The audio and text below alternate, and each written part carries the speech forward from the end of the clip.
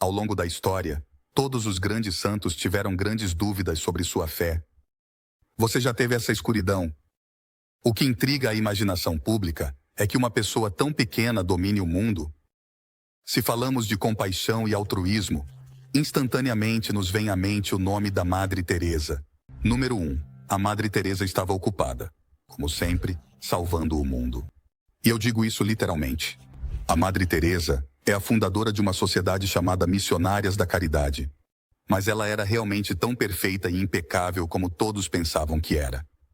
Ela será clamada como Santa Teresa de Calcutá, dentro da Igreja Católica. O propósito de toda a sua vida foi dedicado a cuidar dos doentes e empobrecidos. Ela era uma charlatã, pura e simplesmente.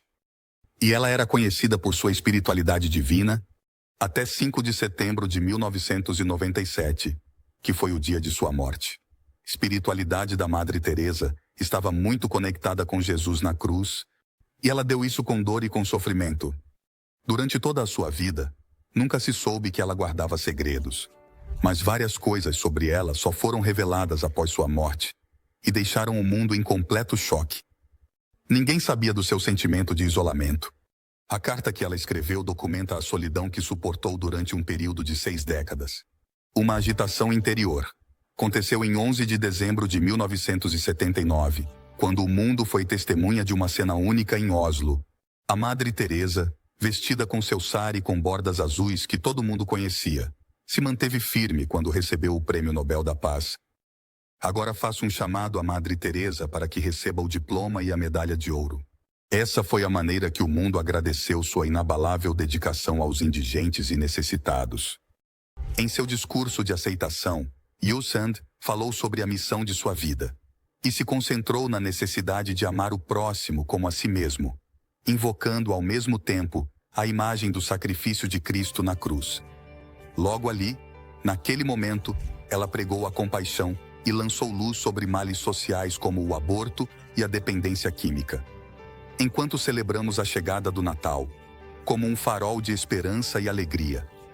Todas essas eram coisas das quais as pessoas tinham ouvido falar a vida toda. Mas se pensavam que sabiam toda a verdade sobre a Madre Teresa, estavam enganados. Nenhuma pessoa sabia que por trás dessa fachada de serenidade havia uma enorme agitação espiritual que a Madre Teresa vinha sentindo. Em uma carta privada ao reverendo Michael van der Pitt, que veio à tona há pouco tempo, a Madre Teresa confessou seu tormento interior. Mas por que ela se sentia confusa? Na carta, a Madre Teresa revelou uma marcada dicotomia em sua percepção de Cristo, que flutuava entre suas expressões externas de fé inabalável, enquanto ela sentia uma absoluta desolação espiritual. Por dentro, Yusen disse que Cristo tem um amor especial pelos outros, mas que a havia deixado em silêncio para enfrentar esse vazio que não desaparecia. Estava claro que a Madre Teresa estava passando por uma confusão existencial visceral, e apenas 11 semanas depois que esta carta foi enviada, a Madre Teresa estava no palco com sua máscara feliz, enquanto pronunciava seu discurso de aceitação. Esse contraste marcante entre sua aparição pública e sua angústia privada era uma prova sólida de sua contradição. A Madre Teresa foi uma das figuras mais veneradas do século XX, e depois que finalmente essa carta íntima foi revelada, o mundo começou a questionar a percepção que tinha da Madre Teresa durante todo esse tempo. Embora exalasse uma aura de serena devoção por fora, capturada em orações silenciosas, apresentadas tanto por associados quanto por câmeras de televisão, sua correspondência privada revelou uma realidade oculta de secura espiritual, onde a presença divina aparentemente havia desaparecido. Mas não foi apenas uma letra? Então toda a verdade surgiu diante do mundo. Mas para ver o panorama completo, preciso aprofundar na vida da Madre Teresa desde o começo. Após sua morte em 5 de setembro de 1997, o mundo ficou chocado com a notícia do falecimento da Madre Teresa. Depois que ela deu seu último suspiro dentro dos limites da sede de suas missionárias da caridade em Calcutá. Isso aconteceu depois de vários anos de deterioração de sua saúde, que incluíam problemas pulmonares, cardíacos e renais. No final, Madre Teresa morreu devido a uma parada cardíaca. Conhecida carinhosamente como a Santa dos Canos, ela estava cercada por suas irmãs em seus momentos finais, enquanto todas vestiam os aris brancos e azuis de sua ordem. Segundo o que relatou sua confidente mais próxima, Sunita Kumar, a Madre Teresa disse: "Eu não consigo respirar. Antes de falecer, acabamos de saber que a Madre Teresa morreu." A irmã Nirmala, sua sucessora à frente das missionárias da caridade, anunciou a notícia ao mundo, afirmando que seu amado fundador havia ido repentinamente para Jesus. O profundo impacto de seu falecimento ressoou em todas as nações, gerando homenagens de dignitários como o Papa João Paulo II e o presidente Clinton, que a aclamaram como um farol de amor e compaixão. Apesar dos elogios que recebeu, foi nas ruas de Calcutá, seu lar espiritual, que realmente floresceu o legado da Madre Teresa, que encarna uma devoção desinteressada que ia além das divisões religiosas comuns em uma nação predominantemente hindu. Se Diana era a rainha de corações, a Madre Pedro era a rainha dos pobres e rainha da humanidade. Enquanto a Índia dormia, sem perceber a perda que havia sofrido. Notícia de seu falecimento despertou um profundo sentimento de dor e reverência entre aqueles que a veneravam como símbolo de bondade inabalável.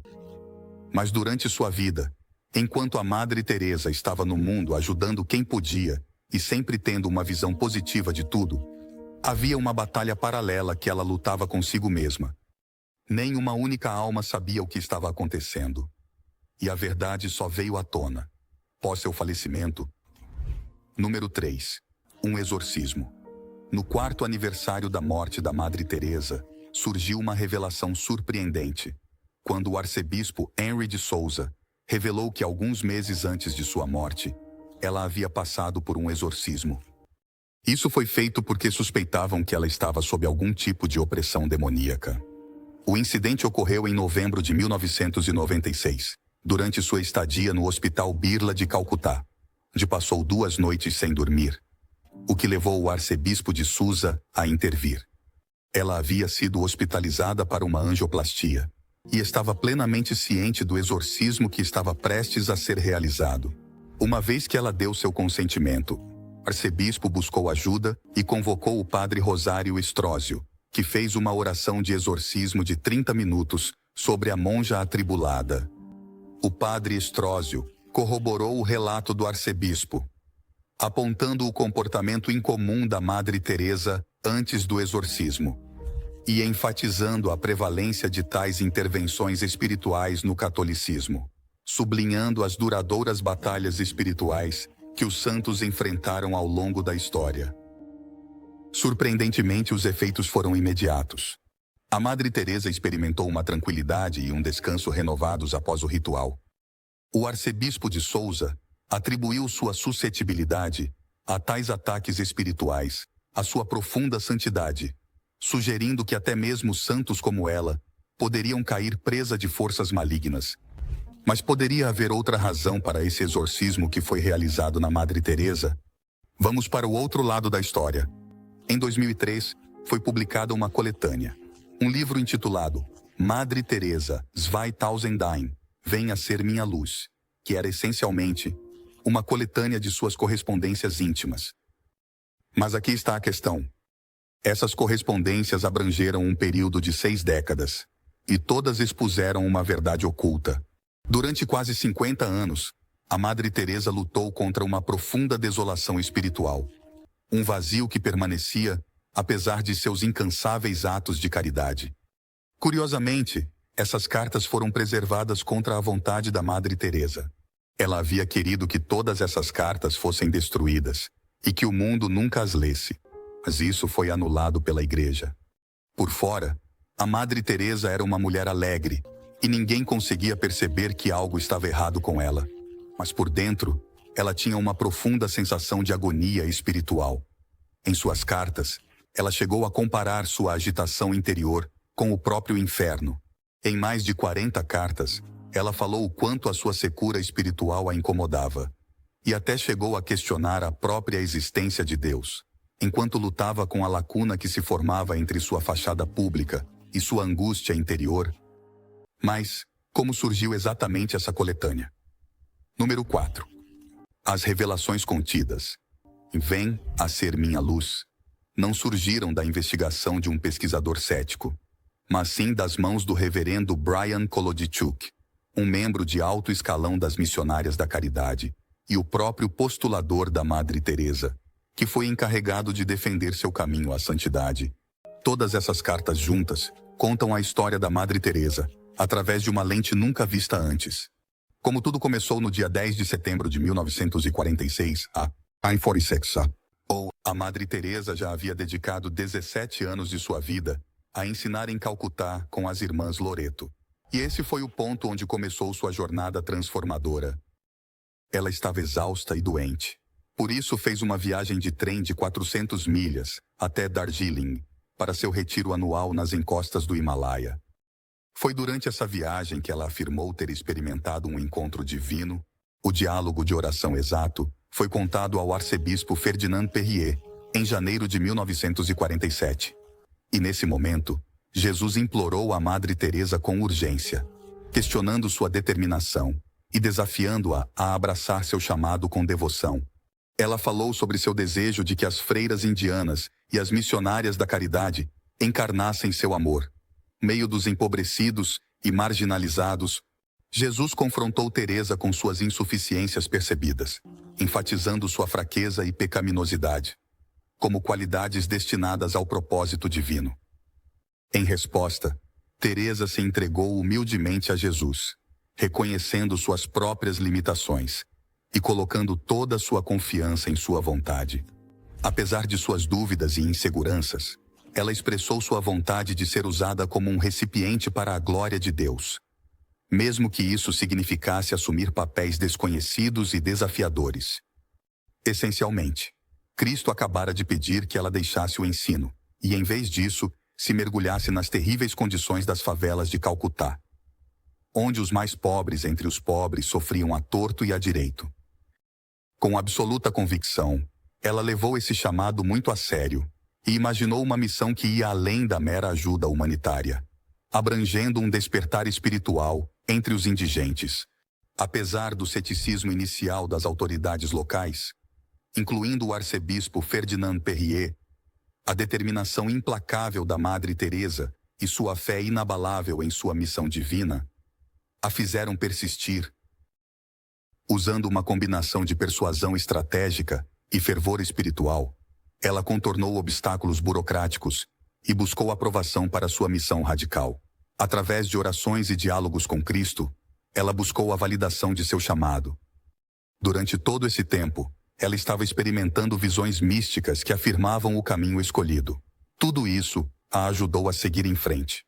O caminho espiritual da Madre Teresa incluiu a experiência de visões, e ela até teve um encontro com Cristo na cruz.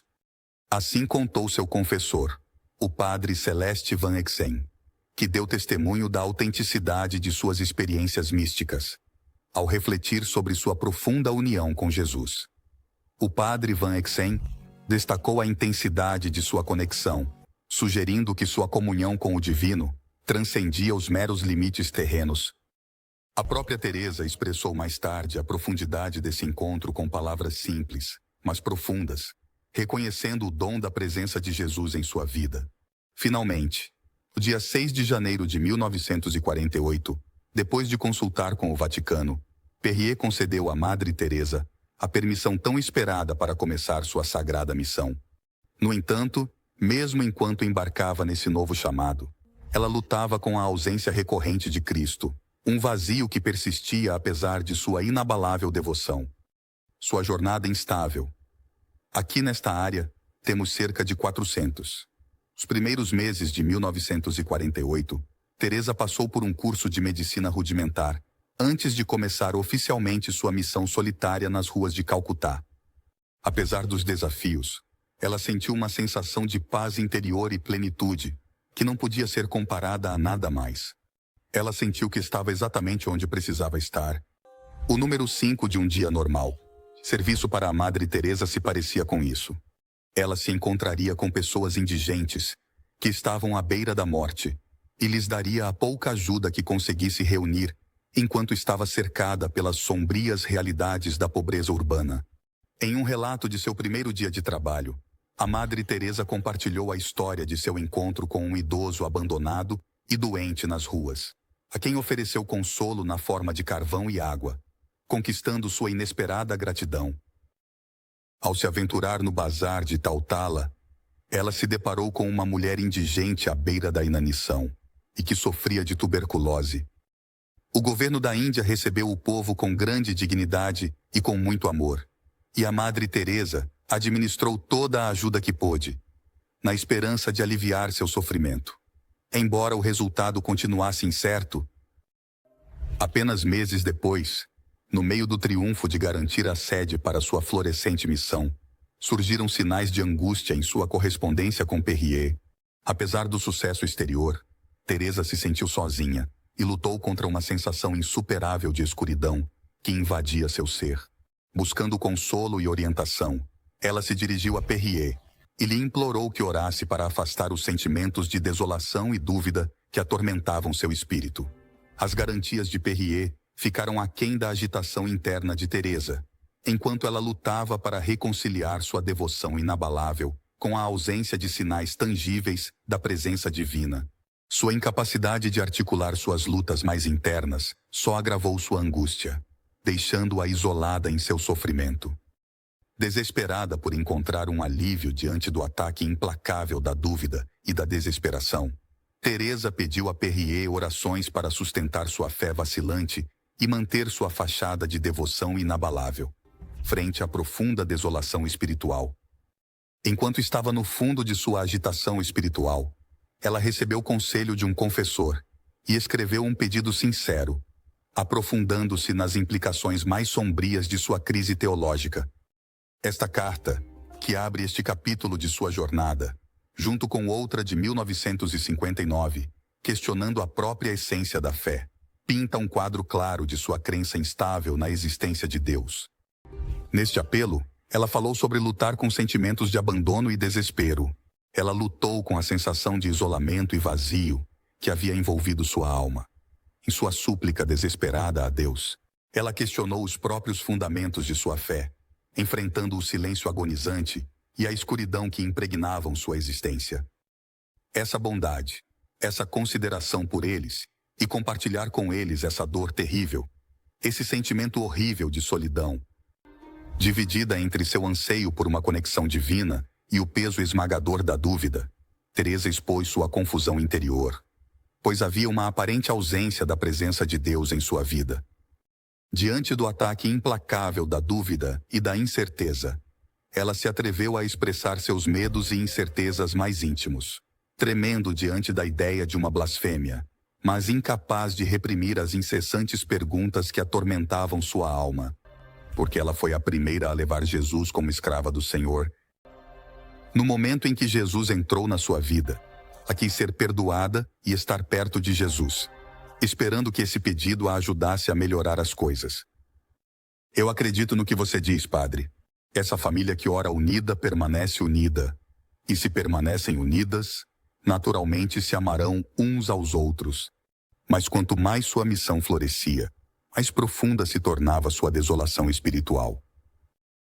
Em uma carta a Perrier, em março de 1953, ela expôs sua alma e falou sobre o quanto odiava a escuridão que havia cercado todo o seu ser desde que começou seu trabalho. Perrier enviou uma resposta tranquilizadora em troca, mas não conseguiu fazer nada para aliviar a crescente desesperação de Yu Sand, enquanto ela lutava com a ausência da presença divina.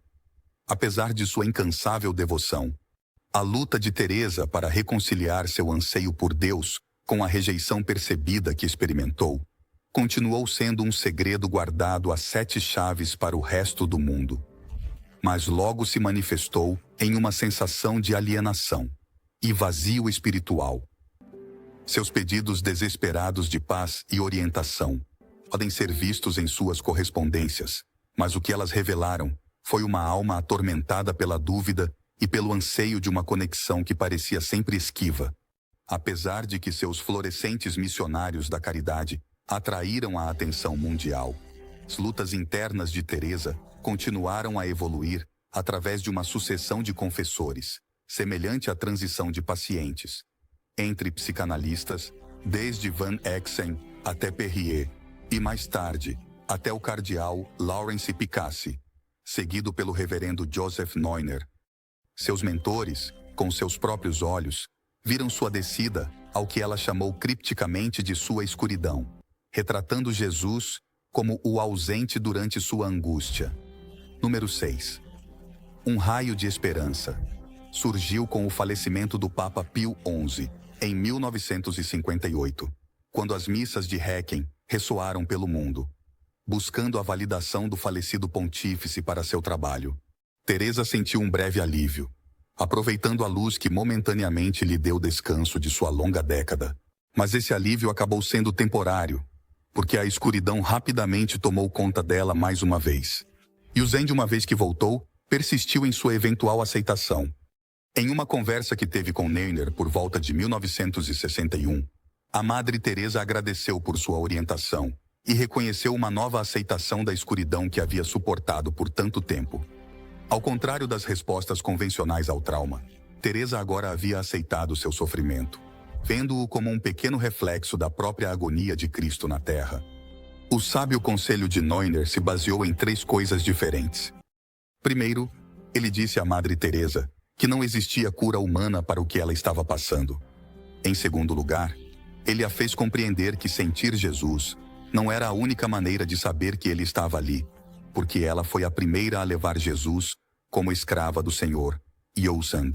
No momento em que Jesus entrou em sua vida, imediatamente, ela saiu apressadamente.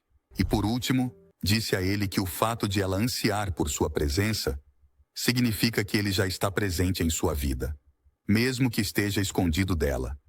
Isso libertou Teresa das correntes de sua desesperação, afirmando que seu anseio por Deus tinha uma razão.